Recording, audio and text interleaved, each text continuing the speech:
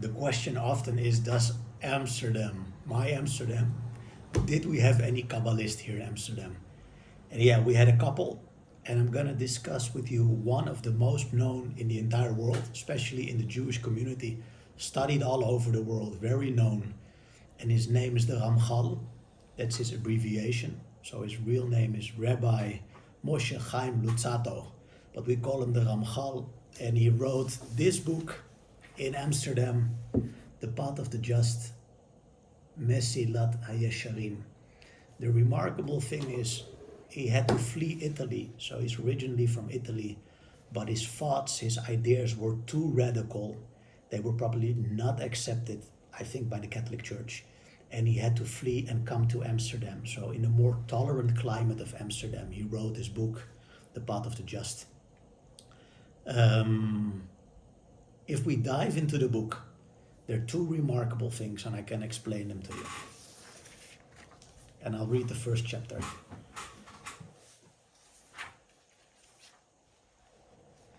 The writer says, I have written this work, not to teach men what they do not know, but to remind them of what they already know and is very evident to them.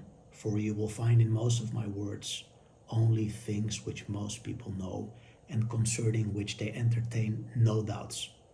But to the extent that they are well known and their truths revealed to all, so is forgetfulness in relation to them extremely prevalent. So the first beautiful thing of the Ramchal is he is explaining the difference between knowing truths and living truths. So most people will find in his words, and it's a remarkable work, so there's plenty of novelty. He will say that most people will find in his words or in his concepts no novelty, but he really explains clearly the difference between learning, studying wisdom, and living it and integrate it into your being. And this book helps you with integrating it, and he explains it clearly how you can live wisdom.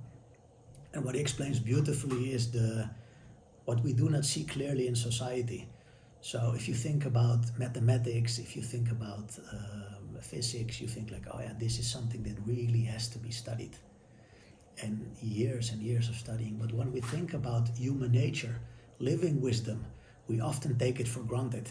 We say, yeah, we know how we really function, what are the levels of capabilities in ourselves, but it has to be studied, and it has to be ingrained, it has to be lived. We have to break to the addictions of the body. We have to deal with difficult emotions. We have to get to the core, who are really our strengths, our motivation, and find a purpose in life. And that's exactly the second point that he writes about. So this book is from the 17th century. First chapter is about concerning man's duty in the world. And I'm going to read it in English, I'm going to read it in Hebrew, and then I'm going to explain it to you. The foundation of saintliness and the root of perfection in the service of God lies in a man's coming to see clearly and to recognize as a truth the nature of his duty in the world and the end towards which he should direct his vision and his aspiration in all of his labors, all the days of his life.